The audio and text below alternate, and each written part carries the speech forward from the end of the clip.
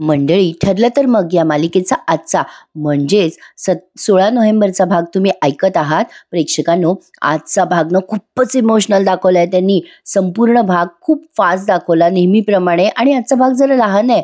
आता सुरुवातीला आपण बघतोय प्रतिमा त्याला सगळं काही सुस्पष्टपणे आठवलं होतं. काल आपल्याला तरुणपणीची पूर्णाजी दाखवली होती, आज त्यांनी सुरुवातीला पुन्हा एकदा ती दाखवली. प्रतिमा त्याला आठवतंय की त्या लहानपणी पूर्णाजीला असंच म्हणायच्या की आई, मला झोप येत नाहीये ग. मग पूर्णाजी तिला म्हणायच्या की झोप बेटा प्रतिमा, झोप, माझ्या मांडीवर झोपतेस का राजा. आता असं म्हणून पूर्णाईने प्रतिमा त्याला असं मांडीवर घेऊन झोपवलेलं असतं, आणि ते सगळं प्रतिमा त्याला अगदी स्पष्टपणे आठवलंय. प्रेक्षकांनो, प्रतिमा त्यांचा तो भूतकाळ आठवत असतात आणि त्या गोधडीला असा स्पर्श करत असतात. आता हा सीन त्यांनी एवढा सुंदर आणि अप्रतिम दाखवलाय ना, तुम्ही टीव्हीवर नक्की बघा आज. प्रतिमा आता एकदम उठून उभ्या राहतात. सगळेजण प्रतिमात्याकडे पाहतच राहतात. सुमन, रविराज, सायली, पूर्णाई सगळेजण आहेत तिथे. रविराजांना तर फारच आश्चर्य वाटतंय. आईची माया काहीतरी वेगळीच जादू करते. प्रेक्षकांनो, प्रतिमा आता त्या गोधडीला बघतात आणि म्हणतात, अरे वा, हीच आहे ती गोधडी. आता सायली, सुमन सगळ्यांना आश्चर्य वाटतंय. सगळे खुश झालेत. आता पूर्णाची खुश होऊन म्हणतात, काय ग प्रतिमा, तुला ही गोधडी आठवते? प्रतिमा म्हणतात, हो आठवते ना, पण तुम्ही दोघी कधी आलात? पूर्णाजी म्हणतात, ते सोड, पण मला सांग बरं प्रतिमा, तुला काय आठवते या गोधडीबद्दल? पूर्णाजी पटकन प्रतिमा त्याच्या बाजूला जाऊन बसल्यात. प्रेक्षकांनो, प्रतिमा त्याच्या चेहऱ्यावर एवढं छान हास्य आहे ना की विचारूच नका. आता हे हास्य जे आहे ना, ते आनंदाचं पण आहे आणि एक वेगळीच चमक त्यांच्या चेहऱ्यावर दिसतेय. प्रतिमा म्हणतात, पूर्णाई, मला ही गोधडी आठवते. ही तुम्ही माझ्या लहानपणी शिवली होती ना, तुमच्या साड्यांची गोधडी. मला या गोधडी शिवाय लहानपणी झोपच लागत नव्हती. पूर्णाजी म्हणतात, हो ना प्रतिमा, अगं चुकून ही गोधडी तुझ्या अंगावरून बाजूला झाली ना झोपेत, तर तुला लगेच जाग यायची बघ. पूर्णाजीच्या डोळ्यात पाणी आलंय. प्रतिमा म्हणतात, हो खरंच की, कारण पूर्णाई, मला माझ्या बाबांचं शेवटचं आजारपण आठवायचं ना. मग मागोमाग माझी आई सुद्धा निघून गेली, कायमची. पूर्णाई, मला तो दिवस आठवायचा. पूर्णाजी आता बघतायत प्रतिमात्याकडे आणि त्यांच्या डोळ्यात पाणी आलंय. प्रतिमात्या म्हणतात, पूर्णाई, मला खूप भीती वाटायची हो त्यावेळेला, आणि त्यावेळेला तुम्ही मला, असं बोलून एकदम प्रतिमात्या बोलायच्या थांबल्यात बरं का. आता पूर्णाजी मायेने त्यांच्याकडे बघतायत आणि बघतच राहतायत. आता प्रतिमात्यांच्या डोळ्यात आलंय पाणी, आणि मग प्रतिमात्या खूप रडतात आणि म्हणतात, पूर्णाई, त्यावेळेला तू मला सावरलं नसतंस ना तर. आता असं म्हणून दोघी मायलेकी एकमेकींकडे पाहून रडतात. थोडक्यात सांगायचं झालं तर प्रतिमात्याला सगळं आठवलंय आणि पूर्णाजीची प्रतिमा परत आली आहे. पूर्णाजी म्हणतात, त्यावेळेला तू जर नसतीस तर मी काय केलं असतं पूर्णाई. आता आहोजाहोवरनं प्रतिमा आरेतुरेवर आल्या आहेत बरं का. पूर्णाईच्या मांडीवर पटकन डोकं टेकवलंय त्यांनी. प्रतिमा असं बोलतात आणि पटकन त्या पूर्णाजीच्या मांडीवर डोकं टेकवतात. पूर्णाजी प्रतिमा त्याच्या डोक्यावरनं हात फिरवत असतात. खरंच प्रेक्षकांनो, बाकीचे सगळे सुख एकीकडे आणि आईच्या मांडीवर असं डोकं ठेवून झोपणं एकीकडे. हे दृश्य बघून रविराज, सायली, सुमन सगळेच खूप भावुक झालेत. आणि पूर्णाजीच्या भावना मी तुम्हाला काय वर्णन करून सांगू. पूर्णाजीचे डोळे बरंच काही सांगतायत आणि प्रतिमा खूप खुश होऊन अशा पूर्णाजीच्या मांडीवर डोकं ठेवून रडतायत. सुमनच्याही डोळ्यात पाणी आलंय आणि नकळत माझ्या सुद्धा. प्रेक्षकांनो, सगळं सुख एकीकडे आणि आईची माया एकीकडे. पूर्णाजीच्या डोळ्यातनं तर अश्रूच्या धारा वाहतायत. आता या पूर्णाजी प्रतिमात्याच्या डोक्यावरनं खूप हात फिरवतात आणि आता प्रतिमात्या अशा उठून पूर्णाजीचा हात हातात घेतात. तेव्हा पटकन सायली या दोघींचा एक सुंदर असा फोटो काढते. नॅचरल फोटो म्हणतात ना, ते तसं. आता बघा प्रेक्षकांनो, प्रतिमात्या खूप वेळ झोपल्यात पूर्णाजीच्या मांडीवरती असं, आणि पूर्णाजी पण खूप भावुक झालेल्या दाखवल्यात आणि प्रतिमात्या सुद्धा. अतिशय सुंदर, सुरेख आणि उत्तम असा सीन आहे प्रेक्षकांनो. खूपच छान वाटलाय मला हा सीन पाहताना. खूप भावना अशा अनावर झाल्यात. बघा ना, तुम्हाला पण तुमच्या आईची आठवण आली असेल ना, नक्कीच आली असेल. आईच्या मायेचा अंत नाहीये प्रेक्षकांनो, जगाच्या पाठीवर कुठेही जा. आता रविराज म्हणतात, प्रतिमा अगं बघ ना, म्हणजे रविराज पण रडायला लागतात आणि म्हणतात, बघ ना प्रतिमा, अगं तुला तर सगळं आठवायला लागलंय.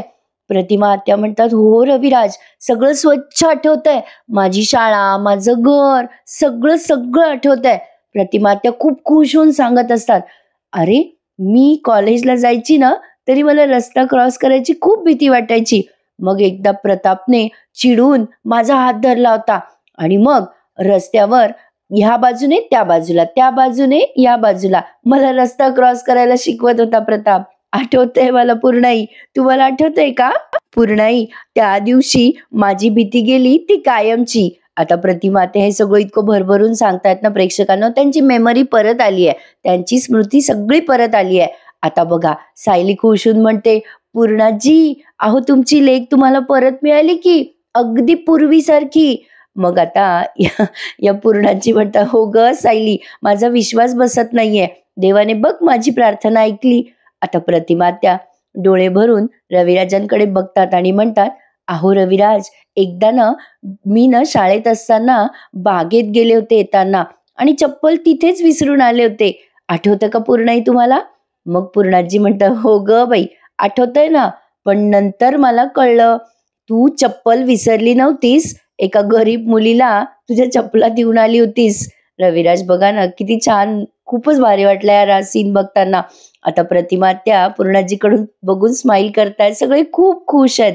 प्रतिमा त्या आणखीन 2-4 मेमरीज सांगतायत बरं का. आता त्या मेमरीज आपल्याला ऐकवल्या नाहीये इथे, फक्त आता आपल्याला असं म्युझिक ऐकवलंय आणि या पूर्णाजी प्रतिमाच्या चेहऱ्यावरनं हात फिरवतायत, सारखं तिला बघतायत आणि सायली या दोघा मायलेकीचा आनंद बघते. प्रेक्षकांनो, आपल्या सगळ्यांची हीच इच्छा आहे की सायलीच्या आयुष्यात सुद्धा हा आनंद लवकर यावा. 3 पिढ्यांचा हा वारसा, म्हणजे बघा ना, माय, लेक, आजी तिघी जणी सोबतच आहेत. आता सायली पुन्हा एकदा या दोघींचा व्हिडिओ काढते आणि फोटो पण काढते. खूप खुश आहेत हे सगळेजण. रविराज म्हणतात, अरे एक मिनिट, एक मिनिट, तुम्हा सगळ्यांच्या लक्षात येत आहे का? म्हणजे जी गोष्ट प्रतिमाला या घराच्या सहवासात घडली नाही, जी गोष्ट जी 1.5 वर्षात कुठल्याच सहवासात घडली नाही आणि जी गोष्ट उपचाराने सुद्धा घडली नाही, ती गोष्ट या गोधडीच्या मायेने करून दाखवली आहे. या गोधडीची ऊब. पूर्णाई, बघितलं का?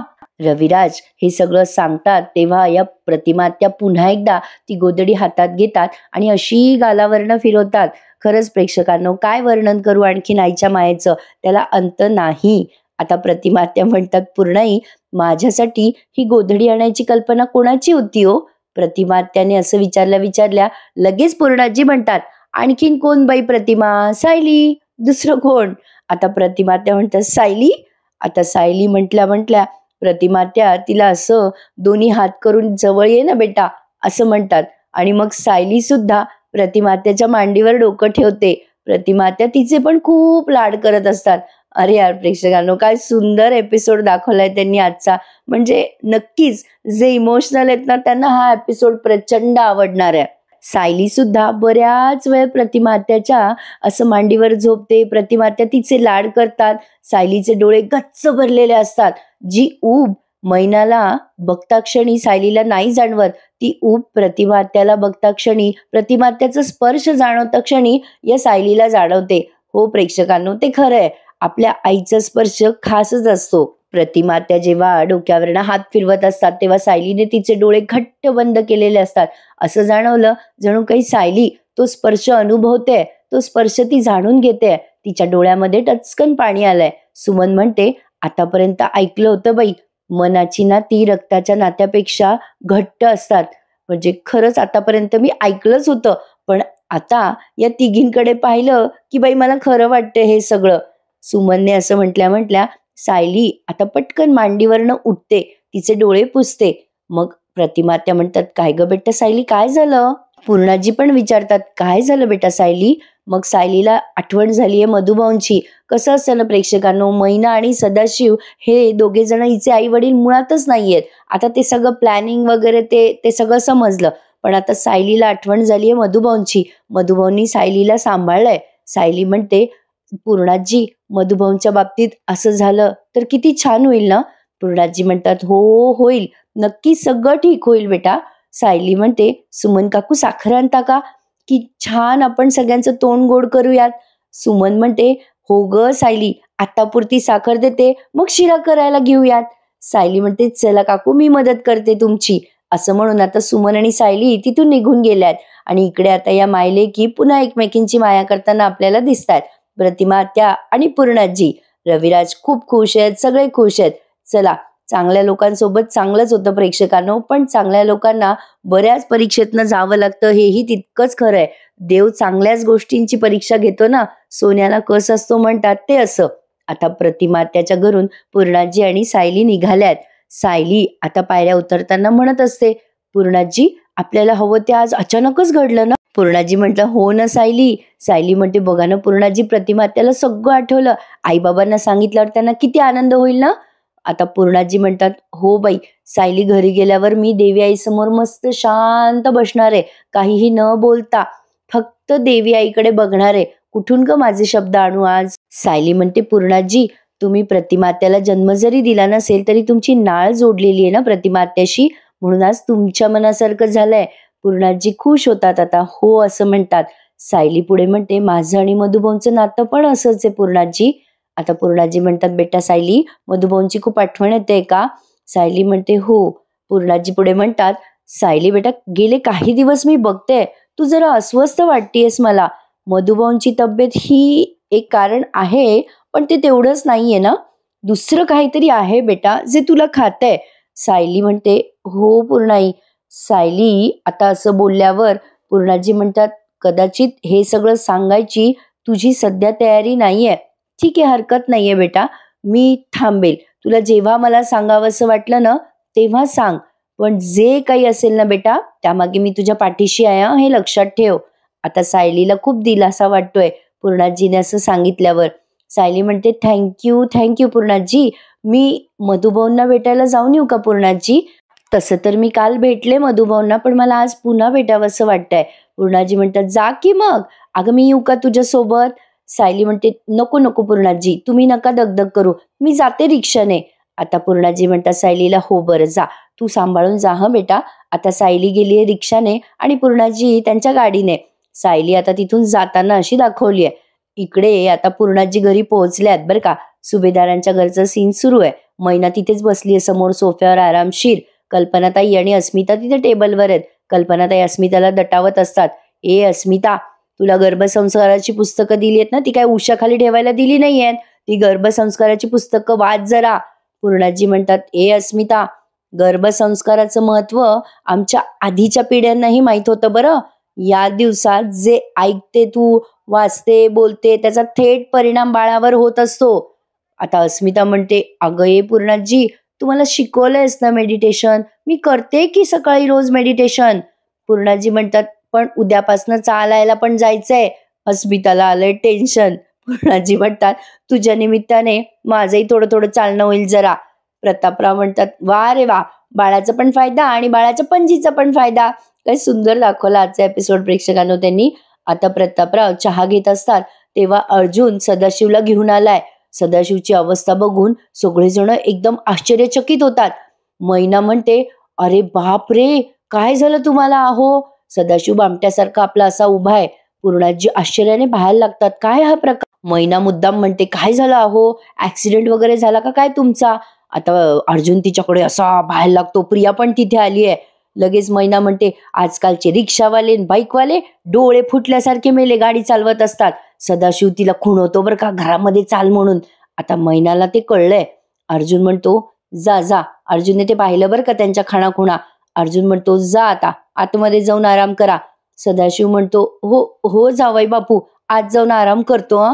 आता पूर्णाजीला पण ते कळलंय बरं का प्रेक्षकांनो. मैना लगेच म्हणते हा हा चला चला आराम करू, पण कल्पनाताई यांना जरा घोटभर चहा देता का, आणि शेकायला गरम पाण्याची पिशवी असेल तर देताल का, म्हणजे थोडं पाणी गरम. कल्पनाताई म्हणत असतात हो देते हा. पण सदाशिव ओरडतो मैनावर आणि म्हणतो अय मैने चल ना, बोलायला लागली का बोलतच बसते तू, चल ना. आता लगेच मैना म्हणते हो हो चला. आता सदाशिव इतका तारा तारा तिथून निघून जातो की विचारू नका. प्रिया आता अर्जुनकडे पाहत राहते बरं का, आणि अर्जुन प्रियाकडे बघतो. एकमेकांची त्यांची नजरेला नजर भिडते. म्हणजे प्रियाला हे सगळं जाणून घ्यायचं कुतूहल आहे हे अर्जुनला तिच्या नजरेतून कळलंय आज, कारण त्याने 2दा 3दा तिला ऑब्झर्व केलंय. ती तिथेच मुद्दाम खुडबुड करत असते. म्हणजे यांचं काय चाललं, सदाशिवला का घेऊन आला अर्जुन, या सगळ्या प्रश्नांची उत्तरं तिला मिळायला हवी ना. आता अर्जुनने तिच्याकडे पाहिल्यावर गपचूप ती स्वयंपाकघरात जाते. मग पूर्णाजी म्हणतात, काय रे अर्जुन, अरे काय हा प्रकार. आता कल्पनाताई पण विचारतात. पूर्णाजी म्हणतात, काय रे अर्जुन, खरंच सदाशिवरावांचा ऍक्सिडेंट झालाय का. प्रतापराव म्हणतात, काय रे अर्जुन, काय झालंय, तू बोलत नाहीयेस काही, तर काहीतरी विचित्र घडलंय असंच वाटतंय. कल्पनाताई म्हणतात, अरे बाबा अर्जुन बोल ना पटकन, अरे बाबा टेन्शन नको वाढूस आमचं, काय झालंय. अस्मिता म्हणते, बोल ना अर्जुन, काय झालंय रे. आता पूर्णाजी म्हणतात, सायलीने काय सांगितलं आपल्याला आठवतंय ना, एकमेकांना सगळं सांगायचंय. अस्मिता म्हणते, अरे बाबा बोल. मग अर्जुन हळूच सांगतो, त्यांचा ऍक्सिडेंट काही झालेला नाहीये. प्रिया कशी वाकून ऐकते बघा ना. अस्मिता म्हणते, अरे मग एवढं का लागलंय त्यांना. मग अर्जुन सगळ्यांना खरं खरं सांगतो की त्यांना पोलिसांनी मारलंय. हे ऐकल्या सगळ्यांना आश्चर्य वाटतं. अस्मिता तो तोंडावरच हात ठेवते. काय. आता अर्जुन म्हणतो, हो त्यांना पोलिसांनी मारलंय. आणि अर्जुन सगळा इतिहास सांगतो की मी आणि चैतन्य एका कामासाठी गेलो होतो पोलीस स्टेशनमध्ये, तेव्हा तिथे असा असा प्रकार घडला आणि स्क्रीनवरती आपल्याला झालेला प्रकार सगळा दाखवलाय. म्हणजे कसं त्या सदाशिवला बाहेर आणलं जेलमधून आणि इन्स्पेक्टर सावंतने सांगितलं की याने दारूसाठी धिंगाणा घातला, दुकानाची काच फोडली, एक्सेट्रा एक्सेट्रा, आणि त्या सदाशिवला दम पण दिला. काय रे बाबा, एवढ्या चांगल्या घराशी संबंध आहेत तुझे आणि असा वागतोस. प्रेक्षकांनो, आजचा एपिसोड सुरेख आहे ना, ऐकावासा वाटतोय ना, मग प्लीज मध्ये लाईक करायला विसरू नका.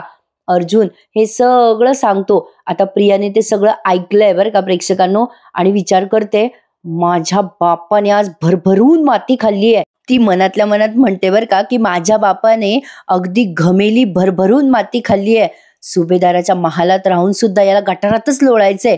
पण शेवटी काय, हे सगळं प्रकरण माझ्यापर्यंत कधी ना कधी एक ना एक दिवस येऊन पोहोचणारच आहे. प्रिया मनात विचार करत असते तेव्हा पूर्णाजी अचानक म्हणते, काय ही दोघं नवरा बायको अशी का वागतात. सायली एवढी गोड मुलगी आणि तिचे आई बाबा हे असे. आता अर्जुन म्हणतो, हो ना पूर्णाजी. अस्मिता म्हणते, सायलीला बिचारीला कळलं तर तिला हे ऐकून वाईट वाटणार आहे. प्रतापराव म्हणतात, हे बघ अस्मिता, आपली सायली खूप सॉर्टेड मुलगी आहे आणि तसंही तिला तिच्या आई वडिलांच्या कर्तृत्वाची कल्पना आधीच आली होती वाटतं. नाही म्हणूनच तर. आता ते अर्जुनकडे बघतात तेव्हा अर्जुनचं लक्ष प्रियाकडे जातं, कारण प्रिया सतत त्यांचं बोलणं ऐकत असते. प्रतापराव पण मागे वळून बघतात बरं का अर्जुन काय बघतोय म्हणून, आणि अस्मिताला पण कळलंय, सगळ्यांनाच कळलंय की प्रिया हे सगळं ऐकते म्हणून. आता पूर्णाजी एकदम थोडे अस्वस्थ होतात. मग कल्पनाताई म्हणतात, काय झालं पूर्णाई, तुम्ही अशा गप्प का झालात. आता पूर्णाजी म्हणतात, नाही नाही काही नाही. आता पूर्णाजीला पण काहीतरी विचित्र वाटलंय बरं का ते प्रियाचं ऐकणं वगैरे, आणि कसं आहे कुठेतरी ही विचित्र वागते म्हणून हिला शिक्षा दिली आहे प्रियाला, आणि आता सदाशिव मैना असे वागतात म्हटल्यावर त्यांना काय शिक्षा मिळेल. पाहिलं गेलं तर ते तिराईतच आहेत म्हणा घरात. तर असो, आता सायलीबाईचं सीन दाखवलाय आणि आज मालिकेतला हा शेवटचा सीन तुम्ही बघत आहात. सायली मधुभाऊंना भेटायला जाते आणि आता मधुभाऊंचा हात हातात घेऊन म्हणते, मधुभाऊ तुमची खूप आठवण येते. खरं तर मी दर 2 दिवसांनी तुम्हाला भेटायला येते, पण तरी सुद्धा पुरत नाही हो मला हे सगळं. मधुभाऊ मला तेही पुरत नाही हो. पण ते DNA टेस्ट का काय केलं ना, त्या टेस्ट प्रमाणे म्हणतात की सदाशिव आणि ती मैनावती माझे आई बाबा आहेत म्हणे. पण मधुभाऊ माझ्यासाठी माझे आई बाबा तुम्ही आहात ना. हे बघा मधुभाऊ, कधी कधी ना असं वाटतं की माझे आई वडील कोण आहे ते कळलं नसतं मला तर बरं झालं असतं, आणि असा एवढा त्रासही मला झाला नसता ना मग. आता सायली मधुभाऊंशी बोलत असते तेव्हा मधुभाऊंना सगळं कळतंय, सगळं समजतंय, फक्त त्यांना रिॲक्ट करता येत नाहीये. सायली पुढे म्हणत असते, मधुभाऊ खरंच ते मैनावती आणि ते सदाशिव माझे आई बाबा असतील का हो. आता असं बोलते आणि म्हणते, बघा मी पण कशी वेडी आहे, काय करते बघा. म्हणजे माझं ओझं मला तुमच्यावर नाही टाकायचं मधुभाऊ. तुम्ही ना आता पटकन बरे व्हा, लवकरात लवकर बरे व्हा आणि घरी या बरं मधुभाऊ. सायली आता एवढंच काय ते बोलते आणि आता असं म्हणून येते मी मधुभाऊ असं म्हणते. आता तिथून ती जात असते ना प्रेक्षकांनो, तर त्यांनी तो थरार ना खूप वेळ असा रंगवलाय. म्हणजे आज प्रतिमात्याचं भावना विवश होणं आणि मधुभाऊंचं असं एकदम हायपर होणं हे त्यांनी बऱ्याच वेळ रंगवलंय. त्यामुळे आजच्या एपिसोडमध्ये जरा डायलॉग कमी होते, पण एक गोष्ट कळत नाहीये प्रेक्षकांनो, मधुभाऊंवरती हल्ला झाला, मधुभाऊंची एवढी वाईट परिस्थिती आहे, पण तरी सुद्धा मधुभाऊंवर हल्ला करणाऱ्याला कोणी का शोधत नाहीये आणि विशेषतः अर्जुन त्याला हे रिअलाइज का होत नाहीये. म्हणजे साधं त्यांची चर्चा पण नाही दाखवली बघा मालिकेमध्ये की मधुभाऊंवर कोणी हल्ला केला असेल. या गोष्टीची चर्चा सुद्धा झाली नाहीये, कारण त्यांना कोणीतरी चाकू मारलाय ना. ही गोष्ट काही साधी सुधी नाहीये. तर असो, मला काही मालिकेतल्या त्रुटी काढायच्या नाहीये, पण सहज आपलं आठवलं म्हणून शेअर केलं. पण आज मात्र अतिशय सुरेख एपिसोड दाखवलाय त्यांनी, कुठेच नाव ठेवायला जागा नाहीये. आजचा एपिसोड टीव्हीवर पहा, खूप भारी वाटेल तुम्हाला. आणि तसंही आता येणारे एपिसोड खूप एक्साइटिंग असणार आहे, कारण बहुधा तरी मधुभाऊ बरे होत आहेत असं दिसतंय. सायली आता जेव्हा निघायला लागते तेव्हा तिथे असलेले ते यंत्र आहेत ना, ते जोर जोरात वाजायला लागतात. ते व्हेंटिलेटर का काय आहे ना तिथे, ते वाजतं काय आहे ते मला काही कळत नाही, पण ते वाजायला लागतात. सायली त्या यंत्राकडे बघते आणि आश्चर्यचकित होते. तिला वाटते हे काय होतंय. आता त्यातली आकडेवारी पण वाढत असते, कमी होत असते. त्यामुळे सायलीला लगेच जाणवतं की मधुभाऊंना काहीतरी त्रास होतोय. ती मधुभाऊंकडे खूप वेळ बघत असते. मधुभाऊंचे डोळे असे ताटच्या ताट असतात बरं का. आता ते जे काही प्रोमो आला होता ना, डोळ्यांची उघडझाप करतात मधुभाऊ, ते काही आज त्यांनी दाखवलेलं नाहीये. बहुधा सायली पुन्हा मधुभाऊंकडे येईल हॉस्पिटलमध्ये, तेव्हा कदाचित ते दाखवतील असं वाटतंय. एपिसोड त्यांनी इथेच थांबवलाय. सायलीला जाणवलंय की मधुभाऊंना काहीतरी त्रास होतोय आणि आजचा एपिसोड संपला. आता पुढचा प्रोमो छान दाखवलाय त्यांनी. सदाशिव मैना सगळ्या सुभेदारांची माफी मागतात. सदाशिव म्हणतो, माफी करा, आम्ही यापुढे असं वागणार नाही. मैना पण म्हणते, माफ करा, यांना चुकी झाली यांची. पूर्णाजी चिडून म्हणतात, आतापर्यंत तेच केलं, पण सदाशिवराव आता मात्र डोक्यावरनं पाणी गेलंय. अर्जुनला तेवढ्यात फोन येतो सायलीचा. सायली सांगते की अहो मधुभाऊंची तब्येत अचानक बिघडली आहे, डॉक्टरांनी सांगितलंय.